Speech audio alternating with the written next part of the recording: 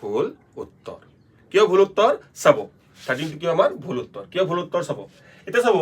এইটো ক্ষেত্ৰত চাব আমাক কি দিছে -3 হোল স্কয়াৰ মানে কি -3 যিমানখিনি আছিল গোটেইখিনিৰ ওপৰত স্কয়াৰ হয়নে কিন্তু এইটো ক্ষেত্ৰত চাব কেৱল স্কয়াৰটো 2 ৰ ওপৰত আছে হোল স্কয়াৰ নাই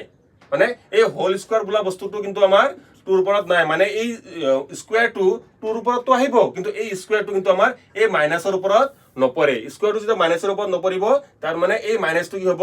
থাকি যাব হয়নে মানে এইটো আমাৰ কি হল ভুল হল যে -2 হোল স্কয়াৰ যদি থাকিল হয় তেতিয়া আমি +4 লিখিব পাৰিলো হয় আমাৰ কি আছে যে কেৱল মাইনাস আছে তাৰ পিছত 2 স্কয়াৰ আছে হয়নে তো মাইনাসটো মাইনাস থাকি যাব যেহেতু স্কয়াৰটো মাইনাসৰ ওপৰত পৰা নাই হেকাৰণে মাইনাসটো মাইনাসৰ জায়গাত থাকিয়ে যাব হয়নে তাৰ পিছত 2 স্কয়াৰ মানে কিমান 4 প্লাস তাৰ পিছত -3 হোল স্কয়াৰ যেটো হোল স্কয়াৰ মানে স্কয়াৰটো গোটেইখিনিৰ ওপৰত পৰিছে তো -2 প্লাস হৈ যাব আৰু কিমান থাকিব 9 মানে ক্যালকুলেট কৰি আমি কিমান পালো ক্যালকুলেট কৰি আমি পালো +5 যেটো বেলেগ বেলেগ সিম্বল আমি বিয়োগ কৰিম বিয়োগ কৰাৰ পিছত আমি চাম ডাঙৰটোৰ ওপৰত প্লাস সিম্বল আছে তো আমি কিমান পাম +5 পাম মানে শুদ্ধটো কোনটো হল আমাৰ শুদ্ধটো হল অপচন বি